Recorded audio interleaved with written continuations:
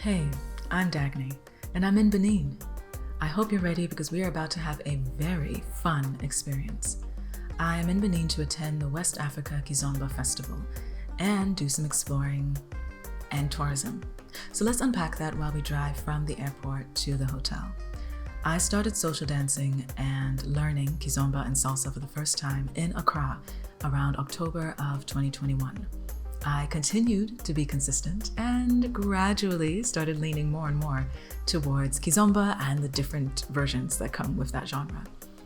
That has now become the gift that keeps on giving, not only with the people I interact with, but also with new and fun experiences, including this one, getting the chance to explore and visit Benin. The festival program includes 2 days of tourism and 3 days of dance workshops taught by dancers and instructors from all over the West Africa region, and dance socials and dance parties. Now, since we are in Benin, I do have to ask you, have you seen the movie The Woman King? Okay, this particular statue and plenty of other sites and information throughout this video are direct inspiration for that movie, which we still need to discuss, but we will save that for another video. Are you ready to take this adventure with me? All right, let's go. We made it. I'm in Cotonou, Benin, and I'm now in my hotel called the Golden Tulip, Le Diplomate Golden Tulip. So let me give you a tour. Let's start from the door. Okay, so this is the door behind me, and then, right, that's the door.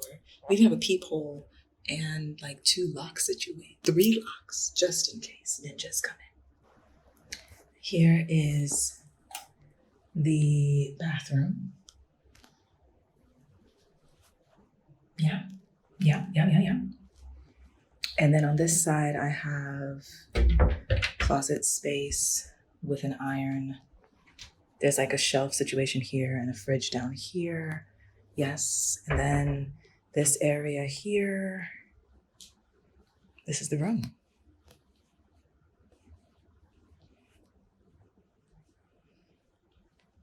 And then my view is a neighborhood out here on this side. My luggage got here intact. I got here intact. So yes, it's good. And now I need to measure the room with energy to make sure there's more than enough space to have a solo dance party, because I know I'm not the only person who does that when I'm getting ready to go outside. Let's explore the hotel a little bit. Since we're here, I promise I'm not running down the hallway. That's just the way the camera video is looking like. Overall, I was happy with this hotel. It was conveniently located, customer service was good, everyone was happy to assist, my room was very comfortable, and it was a vibe. It was actually quite nice. So the different amenities or different, let's say, things that the hotel offers. Let's start with the lobby. Quite a nice space. I could see plenty of people have meetings here. But it's a vibe, right?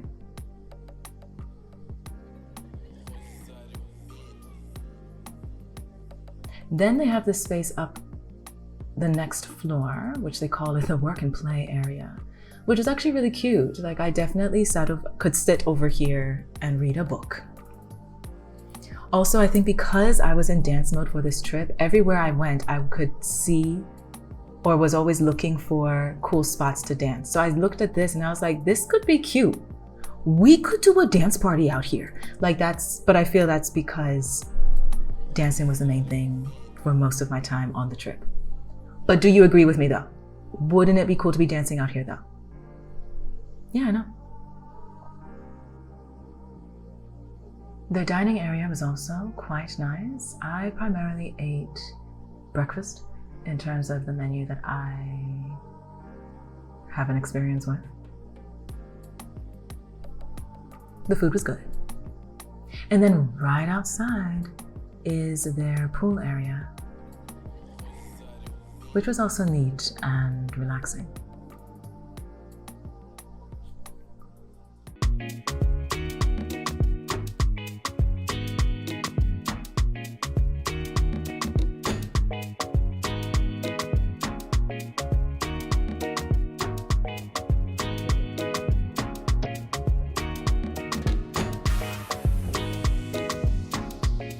To start our adventure, we are headed to the city Ouidah, and the beginning of our tour focuses on slavery. Sont véritablement installés pour la traite des Noirs. Il faut dire qu'au début du 15e, 16e siècle, l'Afrique, le Bénin, était divisé en deux petits royaumes. Il faut vous dire que ces royaumes se faisaient des guerres entre eux. Après ces guerres, il y avait des prisonniers. Au début, les esclaves, en fait, c'était des prisonniers de guerre.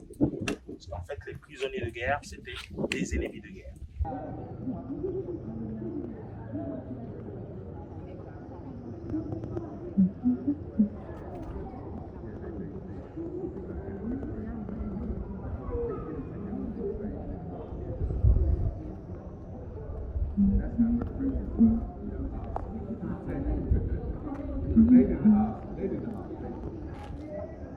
La case même n'existe plus, mais c'est juste l'emplacement qui reste, avec un peu comment ils étaient disposés. Vous savez, les bateaux, c'était des bateaux à voile. Cela mettait des mois pour venir ici. Si le bateau mettait 3-4 mois, c'était un peu comme ça. On les mettait dans la case. Ils les mettaient dans des conditions pour qu'ils ne puissent pas se rebeller parce qu'ensemble, ils sont très forts. Et s'ils arrivent à se parler, ils pouvaient se rebeller. Ils leur mettaient du fer dans la bouche. C'était véritablement pour les empêcher de se communiquer. Donc, c'est dire si le bateau mettait 3-4 mois, ça restait comme ça jusqu'à l'arrivée des bateaux. On va lire le tableau pour comprendre exactement ce qui se passait ici. Ils disent Ouidah 92, la case de Zomaï. Zomaï, ça veut dire là où on n'amène pas le feu ou la lumière. C'est d'abord ça même, la signification du mot Zomaï. This part of the tour was interesting for me. The space we're in now, as the guide was explaining, was where enslaved people were kept waiting for the boats to take them to the slave ships, and they were gagged and chained to not communicate. We proceeded to visit other monuments that pay tribute to this history, as well as walk the exact route that enslaved people walked as well. What was interesting was that none of these spaces were isolated.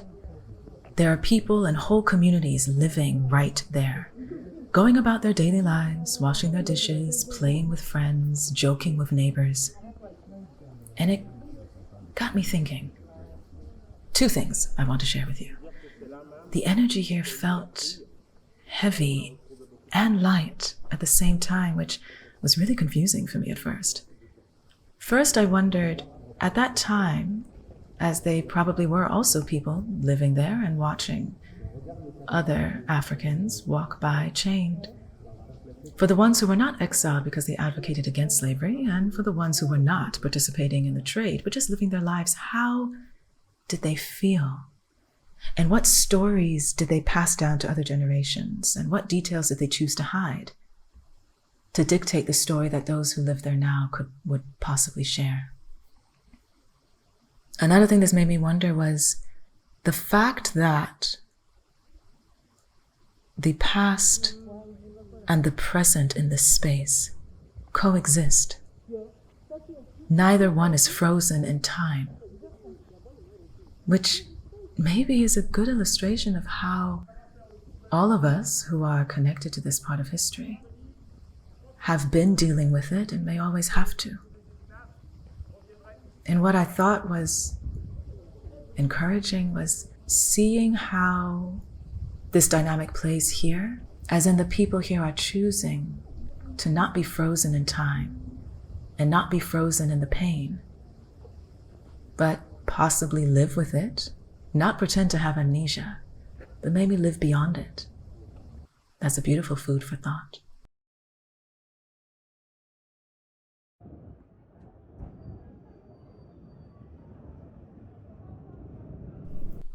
While visiting the Python Temple, we learned a little bit about voodoo religion. Did you know that at night they let the pythons roam freely to feed? And then in the morning, the villagers bring all the pythons back to their temple. And the different cities that we explored during this tour, I noted quite a lot of different variety of sizes of temples for pythons, which was interesting. Now, I will admit, I have seen snakes in person, like the unwanted ones in your house or the ones for entertainment, but I had never touched one. This wasn't on my bucket list, but I guess now I can say I've done it. Alors, on va enlever les chaussures, on va rentrer à l'intérieur pour visiter. It's so like calm. Oui, oui, Right?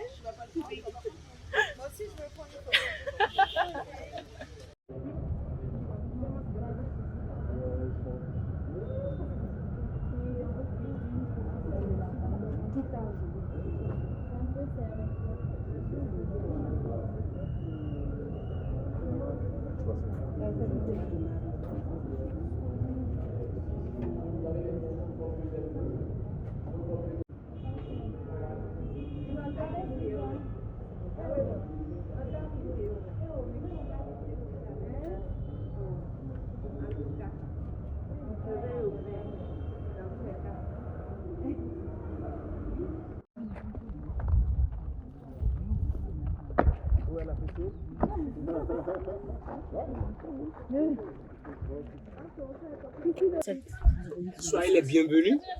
Merci. Ici, c'est Emile Blolovi.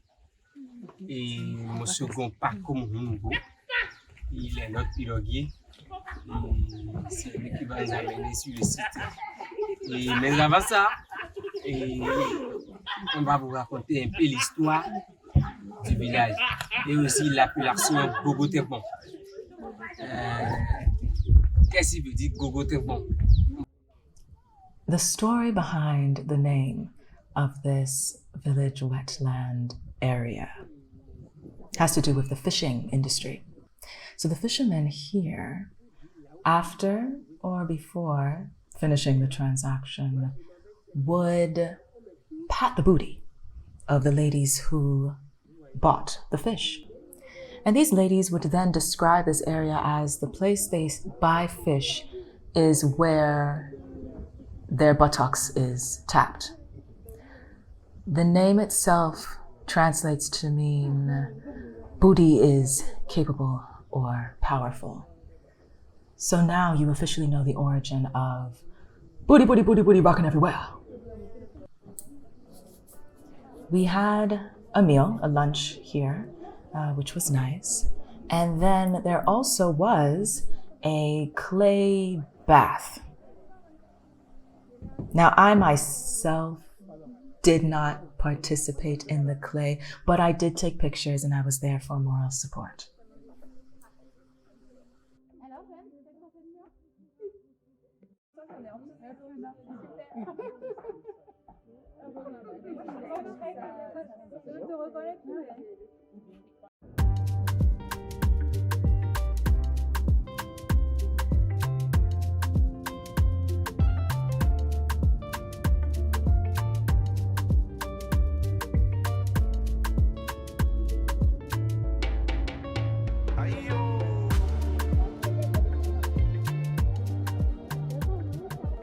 Next day of our tour, and we on a boat, and we're headed to Ganvie.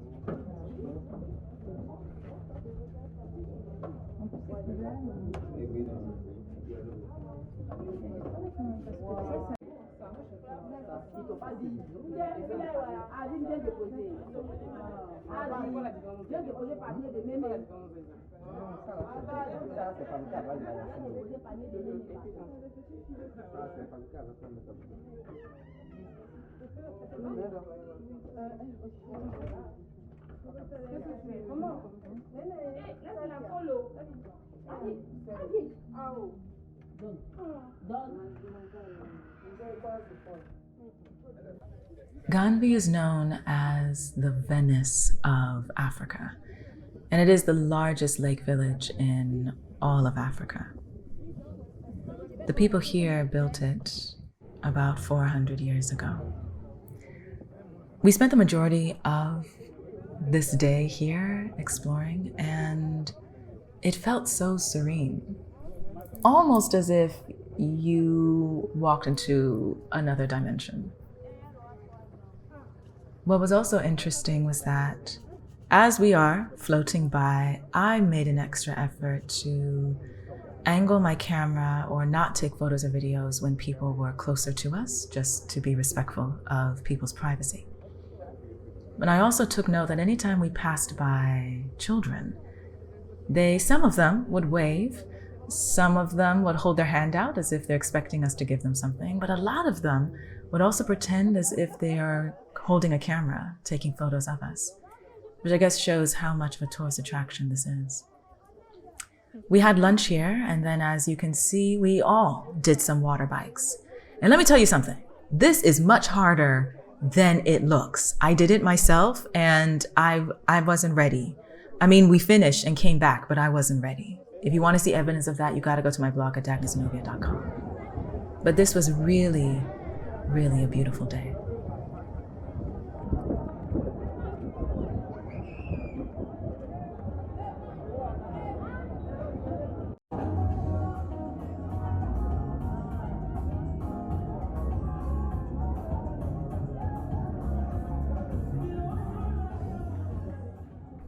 And now it is time for the dance part of the program, starting with this dance social party that I'm sharing with you, and then later with more of the workshops and other dance parties. One thing I would like for you to pay attention to or see if you notice is how every dancer is interpreting the music, the rhythm, the dance itself. Yes, of course, it has to do with their own personality, but also has a lot to do with which country or region they're representing, which I thought was so beautiful to witness and experience.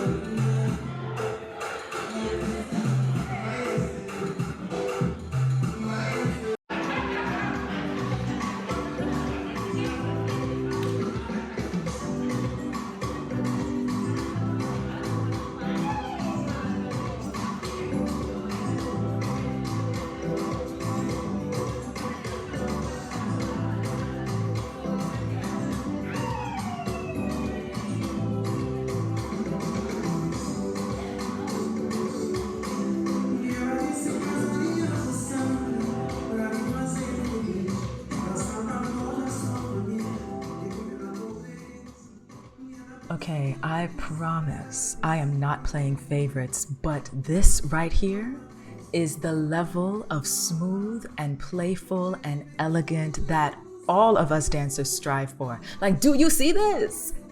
It's like their feet are not touching the floor. Oh my goodness, I love it. And do you see the way he's sliding too? Wow, like Michael Jackson would be so proud. Like, yes, I am done. I am undone and done again. Yes. Okay, I'm gonna stop now.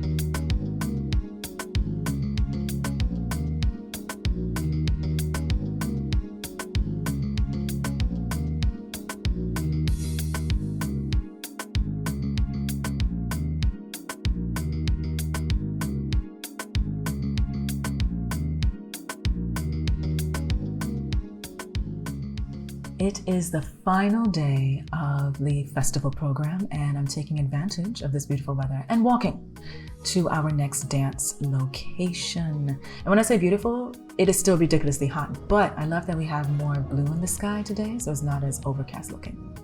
So we are dancing today at the Amazon Monument. Now, this is a statue that is paying homage to the Amazon warriors of the Dahomey Kingdom. And in person, she is so impressive. Oh my, this is really beautiful. It really is. And this is where we're dancing. Isn't that neat?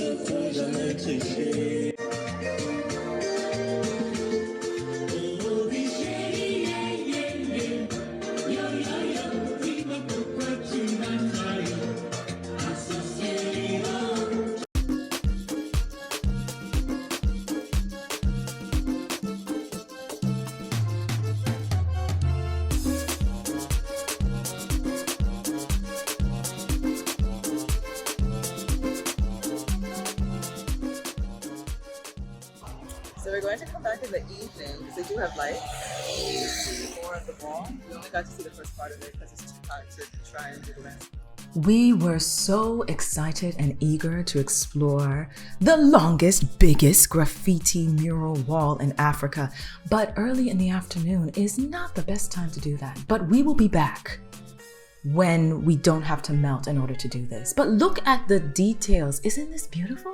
Okay, we're coming back though, I promise. I'll be showing you more later in the video. But did that deter us from staying outside in the heat? No, it did not. So we continued exploring by foot, and we found this monument, which is paying homage to the folks that died, that were defending Benin against an attempt coup d'etat.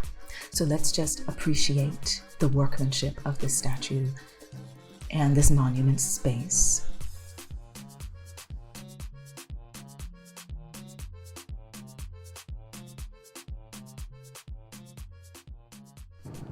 And then we continued exploring parts of Cotonou we had not seen during the festival, just to get a sense about what people here are up to on a regular day.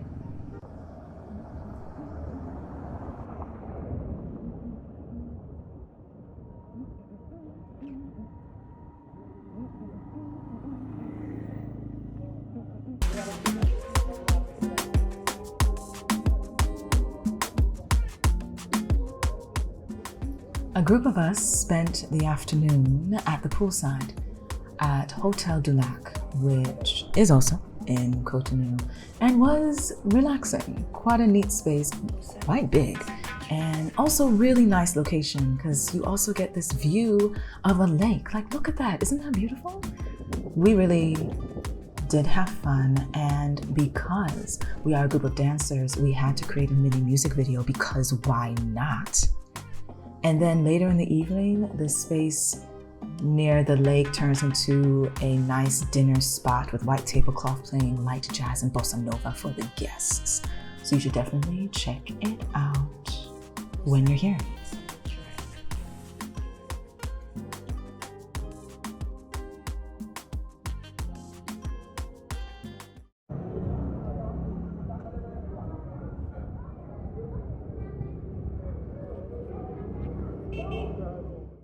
On our final day, we decided to be extra, starting with the Zinzu Museum in Ouidah. This is a space that has artwork by Benin artists as well as other artists around Africa. We had a guide who explained lovely stories behind each piece. And if you want to see some of my favorites, you gotta check it out at the blog at Zenovia.com. But this was a really beautiful space to explore.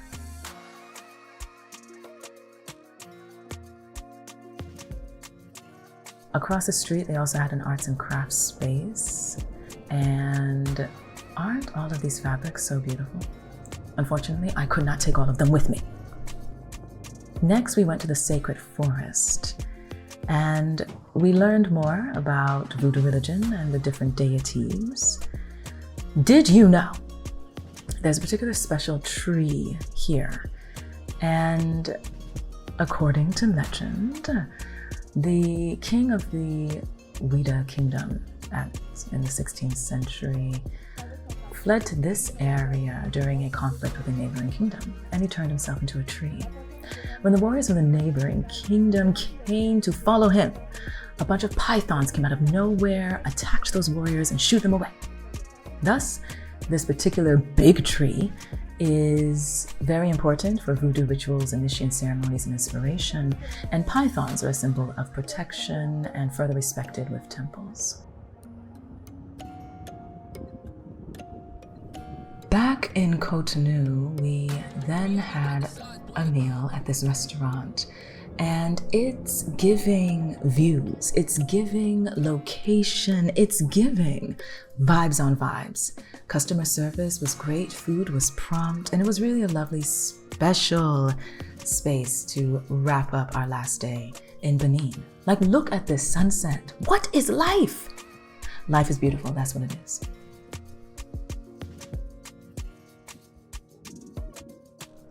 And like I promised, we did make it back to the Graffiti Wall. And this is so incredible and special to experience in person. We were able to take our time and indulge in all of the artwork, walking through African history, African folklore, Afrofuturism.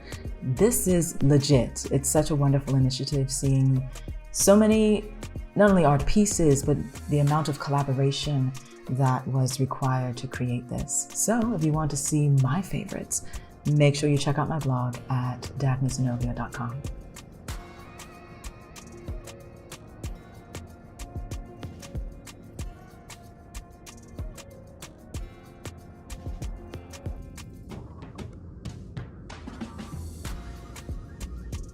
I believe perspective really is everything.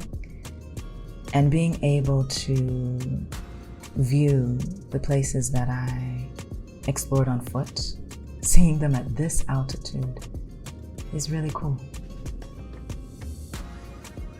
Thank you so much, Benin.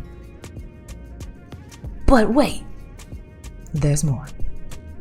And that is the play-by-play recap of my trip in Benin. Now that we're back in my living room space, I want to share with you some reflections and insights that I had and have thought over since going on this trip, just to add some more layers, add some more nuances. I want to share with you some things about the dance festival itself. So this was my first time ever in my life going to a dance festival like this, like a Kizomba dance festival or a social dance festival. And overall, like I noted throughout my recap, it was cool. I went without any expectations, really. I admit I did go up on YouTube looking to see, like, does anyone have a vlog about this or a review about this? Like, what kind of outfits am I supposed to be packing? Like, what kind of shoes do I need? Like, what's going on? And didn't find as much in terms of dance festivals that are in Africa. I found more about like people talking about their dance festival they went to out in Europe. And I'm like, okay, that's cute, but I don't think that fully pertains to what I'm going to experience, but it's fine. That's why I'm sharing this with you instead, so at least we can start the ball rolling of sharing more about these sorts of experiences. I felt that the combination of having tourism and the dancing made the trip worthwhile for those of us who traveled, invested to travel and come. Because the investment is the travel and the accommodations and food to be part of the program. So I think it's awesome that they had that. I think it made the trip feel much fuller. So yay for that.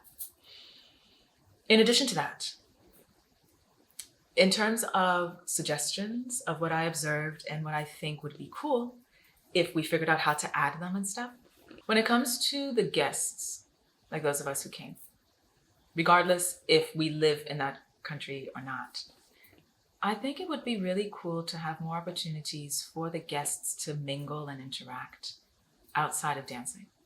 I get it, we're all dancers, so we all came to dance. But I got the sense for myself and for others that they actually would have really liked having time or space that is still organized to interact with each other. For example, if like we were able to do a little bit of that for those of us who went on the tour, because in between what we're seeing, you're of course talking to each other as we're jumping in and out of a van and stuff like that. But for the time when everybody is now here for the dancing, there was blocks of time before a social or before a workshop that I felt maybe could have been utilized to not break the ice, but to facilitate more interactions. So a lot of the times stuff wasn't happening like on the schedule exactly. So I felt like if you have all of us dancers here, some of us waiting for something to start when it's not going to start yet, maybe it would help to smooth out those transitions by having like, let's play some games together, let's talk together, let's share a meal together. I know, yes, people could just do that by themselves, but I think people would have appreciated if something like that was also organized in the program. I feel that would add even more to the program and the experience. Another thing about the program, the workshops. Okay, so I attended most of the workshops that I could. And what I noted was that I think as a suggestion, it would be nice if there could be more of a balance between workshops that are showing choreography and workshops that are teaching technique. In this program, there was a lot of workshops teaching choreography. That is fine, that is fun, but I was hoping to pick up more technique, more theory, more like really refining my skills, refining my posture, refining my steps. And I know a lot of us are doing that on our own, watching YouTube videos, practicing in the mirror, and then practicing on the dance floor. But I mean, if you're going to invest in going to workshops, it would be nice if one had that too. The only workshop that brought a little bit of that was Eliza's Jenga workshop. That was the only lady styling focused workshop. And I loved how she took the time to explain what Jenga is, which is not necessarily just one dance move, but it's actually the way, like confidence and the way you carry yourself and the way you bring your own personality to the dance.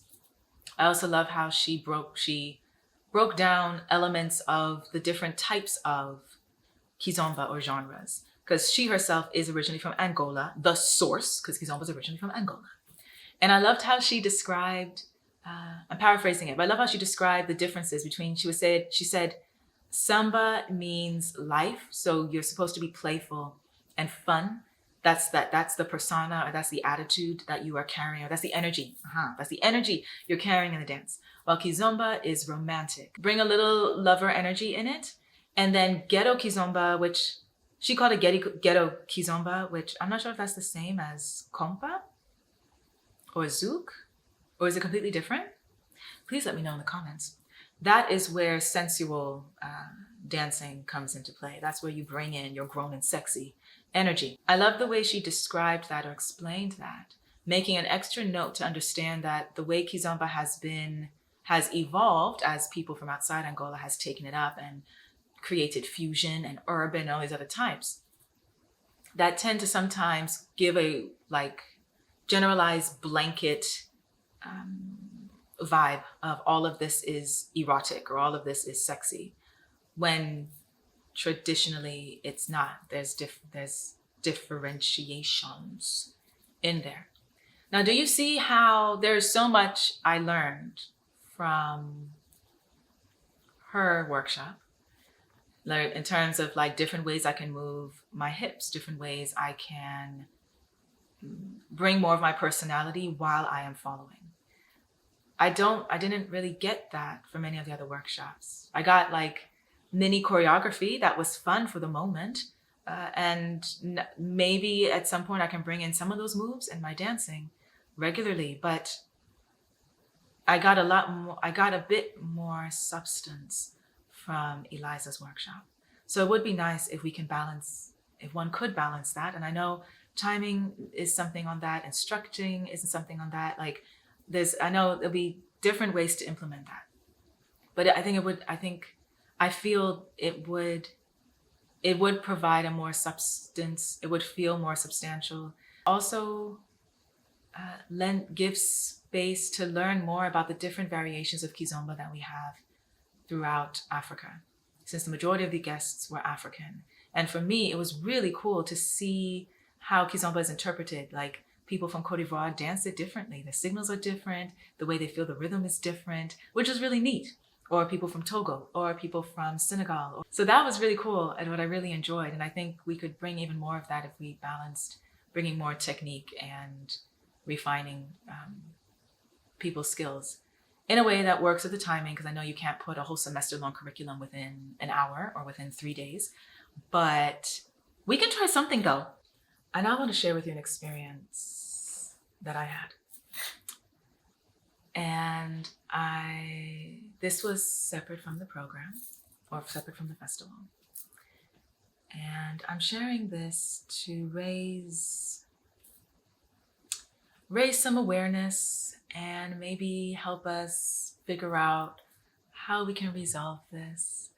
Also, maybe you can help me to know how to deal with this type of experience if, unfortunately, I have it another time.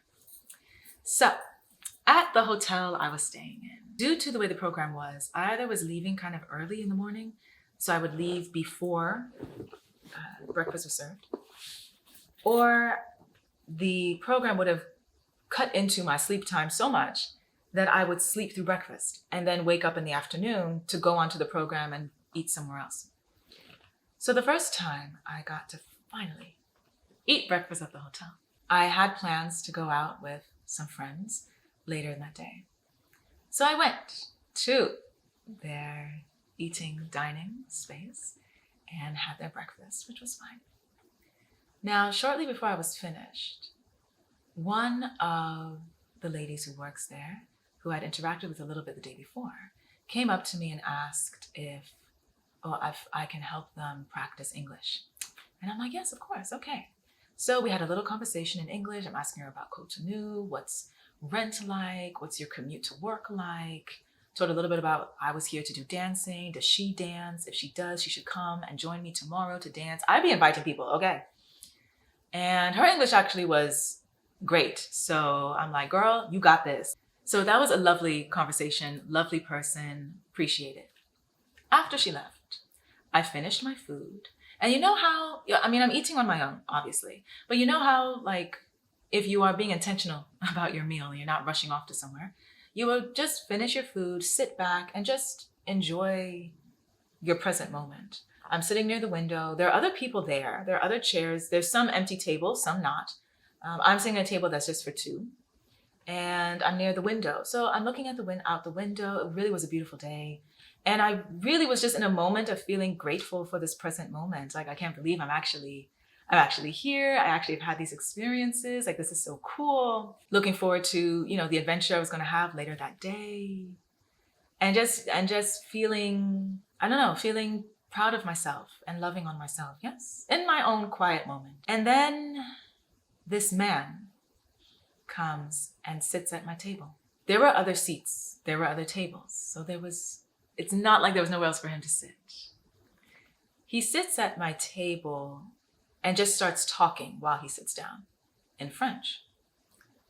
But due to his accent, I'm having difficulty understanding what he's saying.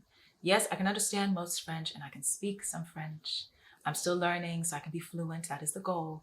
But when the accent is something I'm not used to, my mind goes into, we can't even start to try to consider translating right now. So I let him know, I'm sorry, very sorry, but I don't speak, I don't understand French. Because again, I don't know what he was saying, so I'm not entirely sure why he's sitting at my table. And already I'm kind of confused and my guard is starting to come up a little bit. Okay. Oh, English, he says. And I'm like, yes. He's like, oh, okay. Well, I was saying, I have a meeting at 12 and then you can see me later. And I'm like, I am Confucius because I don't know if he's like, is he mistaking me for someone else? Like, is there somebody else in this hotel that's walking around with my face? Like, I don't, like, because I know I've never interacted with this person before. So I'm like, no. Oh, but I'm on the 4th floor. So what floor are you on? And again, I'm like, no. I'm gonna go now. So I'm getting my purse to get up. And he's like, no. I'm gonna need you. I need your phone number. And the way he was looking at me during this interaction made me feel very uncomfortable. So as I'm now moving my chair back, he says, oh, he said something like he's a former, yes, I'm calling people out. He's a former minister of energy. He was holding a passport from Burkina Faso. He does have a wedding ring on. So then I leave, and unfortunately, before you leave, they insist you need to sign the receipt to show that you did take the breakfast that comes with your room, which then makes it easier for him to get up and follow me. So he follows me out of the eating area, insisting I should give him his number, insisting I should tell him what room I'm in. And now I'm feeling even more anxious and not safe. So I can't go. And the way the hotel is situated, everything is kind of in one place. So this is the eating area, and you walk out, there's the lobby. Right here is the elevator. Right here is the pool. Right there is the front door. There isn't that much space for me to like go run away somewhere and hide. So I can't go to the elevator because I don't want him in the elevator with me. And I don't want him to know what floor I'm on. And then I'm like, I can't go outside because there's SUVs parked outside. And I've seen the movie Taken, part 1, 2, and 3. Okay? And I don't know what this guy is about, but obviously I want to be safe to go outside. So, and then the way in which he's doing this is in a way where if I did tell somebody like this guy's bothering me, he could easily be like, I don't know what she's talking about. I was just being friendly. I don't know what the problem is. Do you know what I'm talking about? You know what I'm talking about. So I then go to the pool area. He does not follow me outside to the pool area. So I sit down there thinking, well, maybe I can hide there for a little bit and then get back to my room. While I'm sitting there, I'm also trying to figure out if I could maybe sneak into the kitchen and steal a knife to have in my purse just in case, because I really don't understand. Like, I'm really confused as to why I'm being harassed and like what this guy is up to, or like what is he about. So I'm trying to regulate my emotions because now I really felt anxious, not safe, my guard completely up, and very, very alone. So I was trying very hard to like regulate my emotions and not allow this experience to like ruin my entire day. And then became very hyper aware of the fact that I'm sitting outside near the pool area and like I'm the only woman sitting outside. There's only men outside. And I'm like, why? Where are the women? Where are all the other women? I don't understand why there are only men everywhere. And thankfully nobody like approached me to bother me, but there were a few who would like, there were like 1 or 2 who would do the deal of like, either they're swimming, so they'll swim to closer to my side of the seat where I'm at, just to stare at me. Or they're sitting somewhere else just to stare at me. And it just felt, unfortunately, due to that experience, I just felt very like, I don't want to be seen. It's not safe. Just did not feel safe being seen. So then it was getting closer to the time that I was going to meet with my friends to go out. And I was already ready. Like I was already packed, already good. I just went downstairs to eat breakfast. So I'm not functioning with no food that day. So because actually technically we were supposed to leave earlier, but then we left later, whatever. Anyways, so then I'm like, okay, maybe there's enough time. I've been here for enough time. Now I can go to my room. I go into the lobby. That particular man is in the lobby. He has now changed his clothes. He's sitting with some other people. I don't know who those other people are, but they're other men. So I'm like, okay, I make a beeline for the elevator. And then, like in the movies, when the elevator literally is doing what it always does, but when you really want the doors to close, they just seem like they're closing longer, like it's taking longer for them to close, when really the elevator is functioning as it always does. But it just feels like it because you're anxious. So thankfully, nobody's in the elevator with me. I got into my room. And then I was in my room. And then it really took so much effort for me to pull my thoughts away from the direction they were going into. So my thoughts were going into the direction of maybe it's safer if I stay in my room the whole day. Like maybe actually I shouldn't, maybe it's a sign I shouldn't go outside. And actually, could I get an earlier flight? Like maybe I shouldn't be here anymore. And yeah, so maybe it'll be safer if I just leave. That's okay. It's fine. No, really, it is. No, that is where I was headed. And even though, because remember, right before that, I was so sunshine, right? So it took a lot of effort for me to bring it back to bring my thoughts back to neutral. I couldn't get them back to where they were before the incident of harassment because I can't lie to myself of how I'm feeling. But I also didn't want to beat up on myself that I was feeling what I was feeling. In hindsight, it's good that I had plans with other people because those people did come on the time a little earlier than they said they were coming and were like, Dagny, we're here. Where are you? Let's go, which is good because then that also helped to pull me out of what I was feeling and to get outside and to not distract myself, but to not allow myself to feel stuck or get stuck. Another thing that also helped me that I had to remind myself of was that this particular, during that time when I was trying to get my thoughts back to neutral, what helped me was to remind myself that outside of this one man, all the other people that I've interacted with on this trip, including all the other men I've interacted on this trip, have been so good to me. Whether it was just smiling and saying bonjour, in passing, or sharing one dance, or driving me to my destination and making sure I got to my destination, or spending time with me every day of the trip, or making sure I ate, or making sure I felt comfortable, or making sure I was included. I had to remind myself that I have so much evidence that that I am loved. And so I can't allow this one incident to tarnish that or take that away from me. So I want to take this moment, I'm not getting emotional, but I want to take this moment to say a big thank you to all I interacted with on this trip outside of this one. Thank you for making me feel safe. Thank you for making me feel special. Thank you for making me laugh. Thank you for taking care of me. Thank you for being you. I don't know if you realize what a difference you make by showing up in this world the way you do. But I want you to know it's not taken for granted, and I greatly appreciate you. And thank you so much because that's what helps. That's part of what helps when people like me go through these sorts of things and can get in their head of feeling like obviously it's not safe to interact with human beings in general, So thank you. Thank you so much. And another reason why I also am sharing this experience is because it saddens me very much.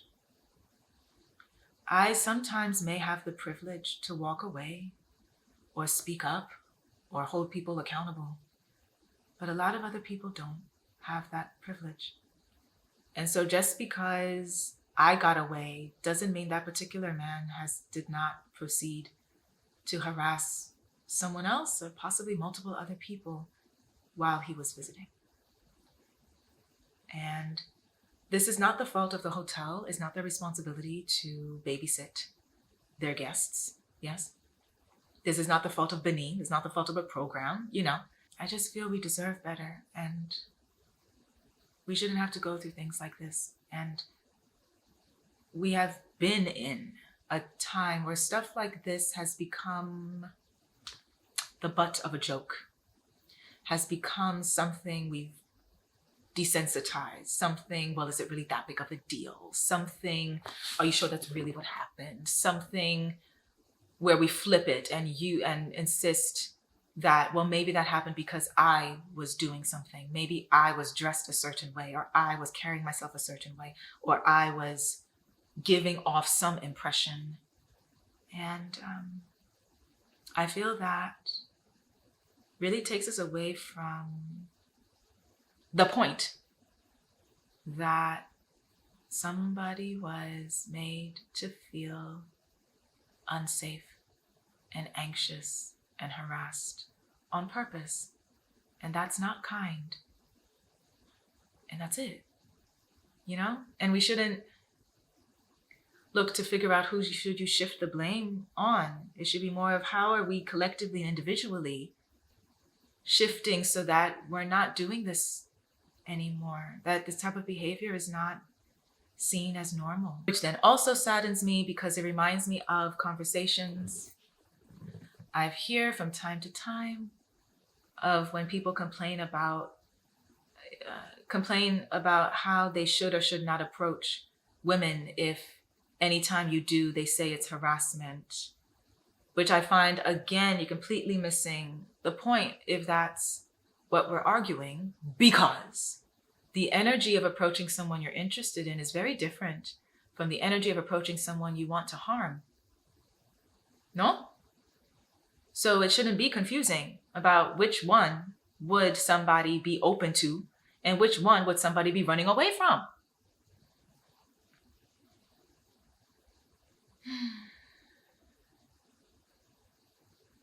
But I digress. And so my other question is, how should I deal with something like that if it happens again? Like I did see one other lady would wear these big sunglasses inside. Should I get big sunglasses to hide my eyes? Would that deter people from thinking it's okay to harass me?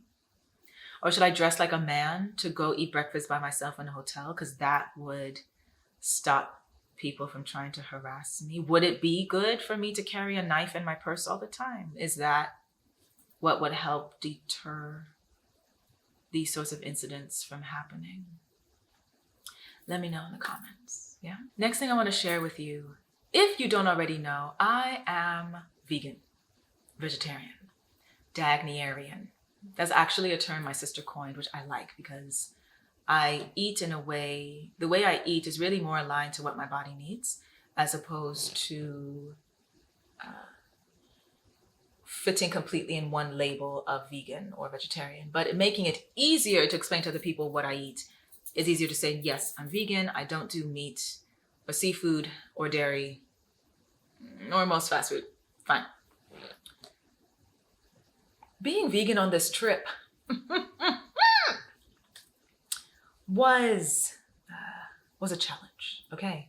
I feel like if this trip was set up in a way where I could have been cooking my own food or had somebody cooking for me, I feel like maybe I would have had a more enjoyable eating experience or culinary experience.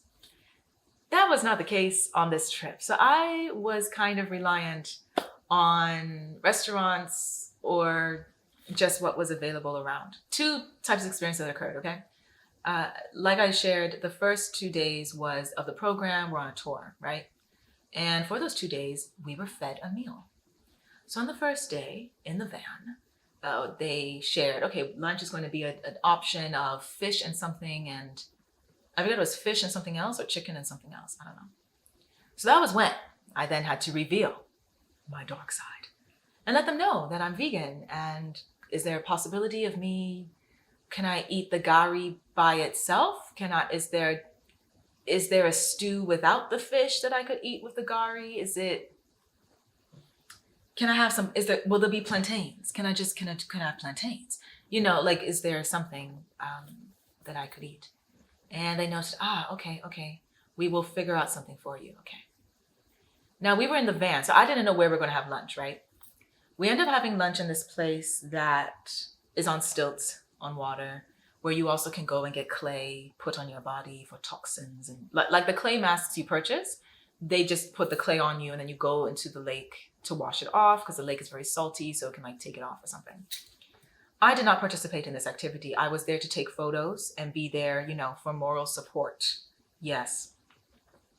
But it was in this type of place that they actually not only made a like tomato onion sauce separate, they also made soy chunks separate for me. So I could have the soy chunks, tomato sauce, and the gari. Yeah. And I was so touched and grateful that they accommodated me, because I was the only person in the group that had this like, I eat differently thing. And the fact that like, if you are also someone who eats differently, then you know what I'm talking about. Of most of the time we're made to feel, sometimes it's in our head, but a lot of the times we're made to feel like it's kind of a burden or a bother that we are eating differently. And sometimes we have been mocked or judged or made fun of, like, oh, you think you're special, or even sometimes it's a joke to try and get you to eat what you don't eat. You've already said you don't eat it, but they try to like pretend as if there's no meat inside when there is, you know, things like that, which really is not funny or in any shape or form. So when you get the experience of people who like, yo, you just met them that day and they just, yeah, sure, we can make an accommodation. And they make an extra effort to accommodate. Oh my goodness. I love y'all so much. So thank you, big merci beaucoup. Thank you so much. That meant so much to me. I was so touched and appreciative that they were able to accommodate me and my eating. So that was lovely. And then the second day, the meal was more of like a picnic, as in someone prepared it and we carried it with us as we were traveling through Ganvie, the city that is on water on stilts. And that had a few more things that I can eat without having to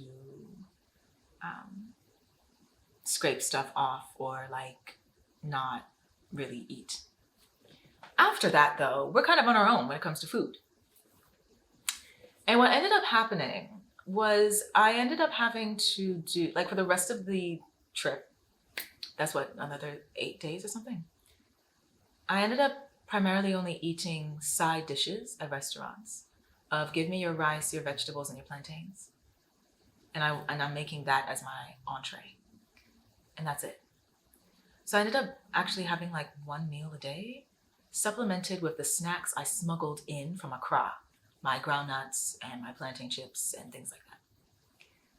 That's not the best. That's not the most ideal way to deal with one's eating.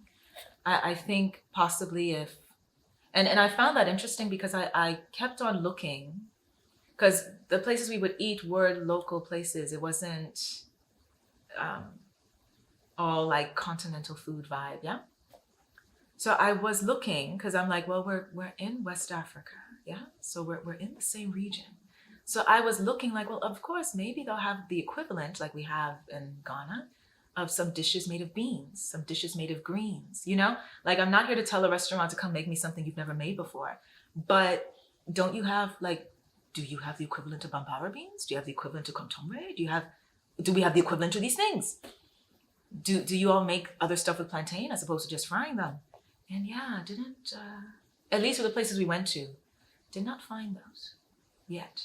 but we made do with what we could do. Yes? Now, I would like to share a thank you message to the group who was behind the West African Kizomba Festival and those who I interacted with, on my trip.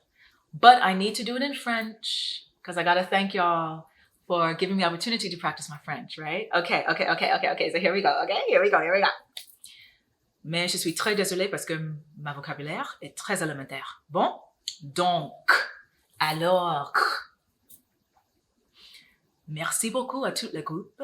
C'était mon première fois au Bénin et un festival de danse. Je suis très reconnaissant pour l'expérience. J'espère que vous venir visiter Accra pour notre festival de danse depuis l'été ou pour autres activités. Je vous souhaite le meilleur. Prends soin de toi. À tout à l'heure. Bonne journée, bonne chance, bonne vie, bon d'argent, bon moment avec toute l'abondance que vous mériteriez. Au revoir, salut, ciao. All right, now I'm going to go back into English. And I have one final thing to share with you, all right? So if you are interested in checking out or even being a part of the social dance scene in Accra, I would suggest you check out the group Kiz Infinity, and I'm going to link their page in the description box. They are actually one of the reasons I went to Benin for this trip, all right? I've been dancing mostly. I'm not there every week, okay? But I have been dancing with Kiz Infinity now for about a year. I started in March of 2022. And I really do have to commend this group, right? They're actually a pretty cool group of people that are quite consistent and organized in showing up and cultivating community.